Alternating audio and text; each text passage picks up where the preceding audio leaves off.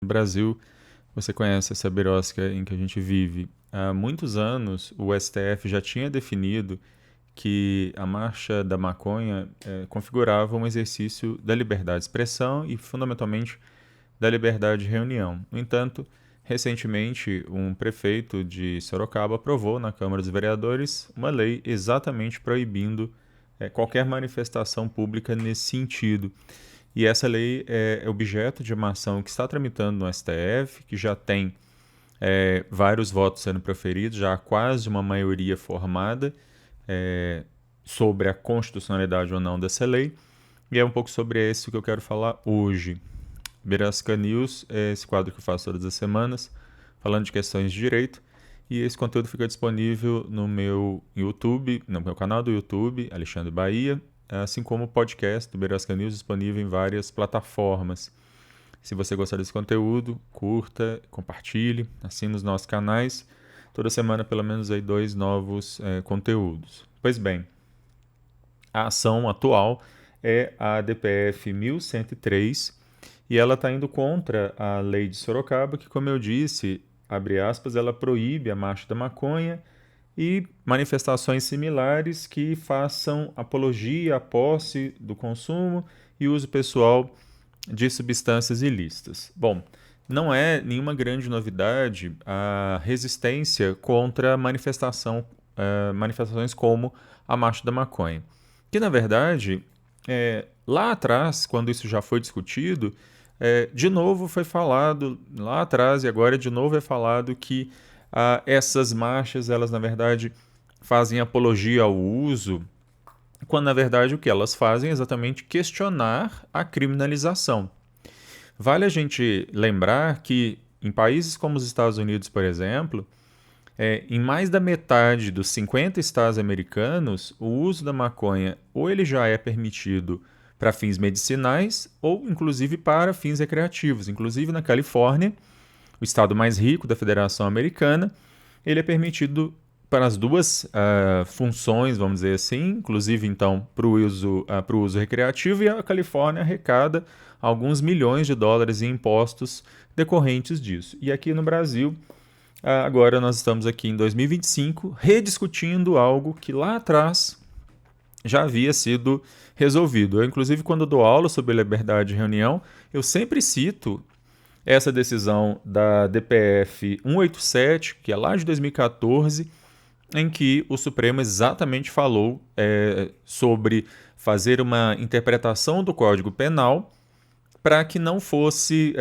para que não houvesse aí proibição por parte dos municípios, vários municípios naquela época estavam fazendo isso, proibindo a realização da Marcha da Maconha. O relator dessa atual ação no Supremo é o ministro Gilmar Mendes, e o ministro ele vota pela inconstitucionalidade dessa lei, no que ele foi acompanhar, está sendo acompanhado até o momento pelos ministros Edson Fachin, Carmen Lúcia, Alexandre de Moraes e o próprio ministro Flávio Dino, que faz apenas uma pequena ressalva, mas no principal segue o relator. Quem votou até agora contra foi apenas o ministro Zanin, e eu quero falar um pouco sobre comparar os fundamentos dados tanto pelo Zanin quanto pelo Gilmar Mendes. Ele considerou válida a lei, enfim, eu vou falar sobre isso. E o julgamento ficou paralisado, está paralisado nesse momento, porque o ministro Nunes Marques pediu vista. E aí, felizmente, graças a uma mudança no regimento interno do STF, esse pedido de vista não vai ficar 9 anos parado, como ficou um caso em que o STF também teve um pedido de vista e ficou 9 anos parado. Agora existe um prazo máximo previsto no regimento interno e o caso tem que voltar a julgamento, se não antes, no prazo máximo ele tem que voltar a julgamento. Então, em breve, a gente vai ter uma definição desse caso. O Gilmar Mendes ele vai chamar a atenção de que essa questão não é nova no Supremo. Como eu disse, em 2014, o STF decidiu a DPF 187 e em 2012 o STF decidiu a ADI 4274. Em ambas, o que havia é a discussão, num caso sobre o Código Penal, na outra sobre a lei, exatamente a lei que proíbe torna crime o tráfico em ilícitos de entorpecentes, dizendo que as pessoas irem para as ruas, se reunirem, fazerem reuniões ou marchas ou defenderem publicamente a descriminalização de algo não é a mesma coisa que fazer apologia ao uso. E não é a mesma coisa que sair distribuindo drogas para as pessoas. Não é disso que se trata. Do que se trata aqui é exatamente da discussão sobre se isso deveria ou não ser crime. Uma série de coisas no passado foram crimes e hoje não são mais, e vice-versa, e essa é a dinâmica própria do direito. Não existe nada que seja intrinsecamente ilícito ou lícito, e isso é uma lição do Kelsen, lá de meados dos anos 30 do século XX. E aí o Gilmar lembra que na DPF 187, cujo relator foi o ministro Celso de Mello, foi falado que essa marcha exatamente valorizava a liberdade de reunião e a liberdade de expressão, e, portanto, é lícito, a Constituição garante às pessoas a possibilidade de defenderem determinadas ideias. O município se manifestou nessa ação, defendendo a lei, o município de Sorocaba, dizendo que a lei ela não limita tudo, ela apenas limitaria ações que ultrapassassem o âmbito de proteção das liberdades. A defesa de Sorocaba é de que a lei ela não vedaria toda e qualquer manifestação, apenas aquelas que configurassem apologia ao crime. No entanto, o ministro Gilmar Mendes vai dizer não é verdade isso, né? A lei, da maneira como ela foi redigida, ela proíbe de forma absoluta, excessiva e não razoável qualquer discussão sobre a questão da vedação, da licitude ou não do uso de drogas. E isso viola diretamente decisão do STF, que tem efeito vinculante.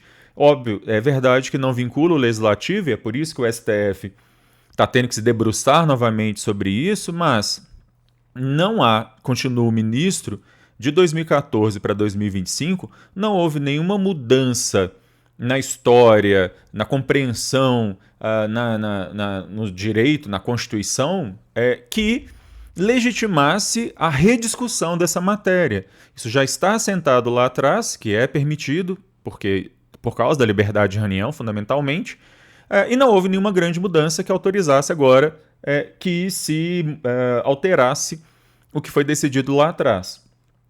Ao contrário, vai dizer o ministro Gilmar Mendes, o que houve de 2014 para cá foi um precedente extremamente importante do STF, recente, deve ter menos de um ano, que é o recurso extraordinário 635.659, que gerou o tema 506 de repercussão geral, em que o STF, inclusive, passou a permitir o porte de pequenas quantidades de maconha para uso pessoal, ou seja, não só não houve nenhuma mudança, nenhuma mutação constitucional para que o STF agora entenda que fazer marcha da maconha viola a Constituição, como na verdade ele, STF, foi em outro sentido.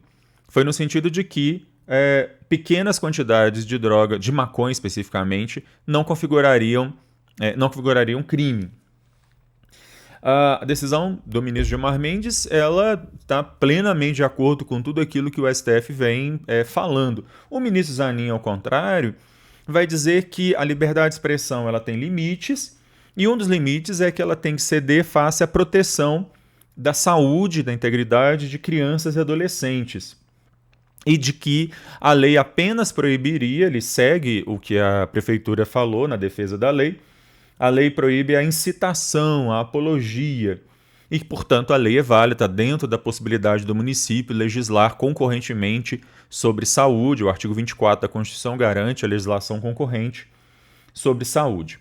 Ele chega a citar a DPF 187, que eu mencionei, só que, e aqui eu estou falando não da pessoa, mas do voto, o voto distorce aquilo que foi decidido lá atrás. Ele vai dizer que a DPF 187 ela não tem esse alcance todo que o Gilmar Mendes está querendo dar, mas ele não enfrenta o argumento principal do Gilmar Mendes, de que o que a lei faz é proibir em absoluto. A lei não faz uma distinção para dizer será proibida a marcha que faça instigação. Ela simplesmente diz não pode ter marcha nenhuma.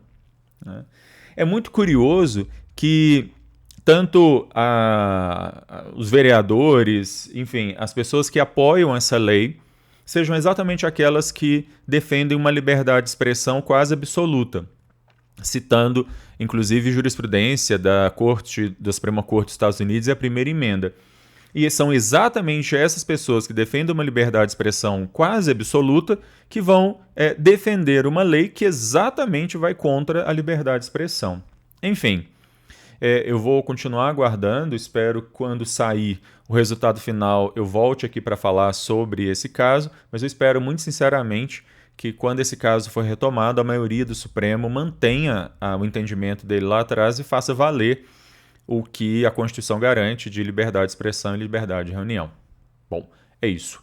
Eu vou ficando por aqui. Se você gostar desse conteúdo, curta, compartilhe. A qualquer momento eu volto falando de mais alguma questão maluca, absurda e estapafúrdia que acontece nessa birosca de país. Tchau.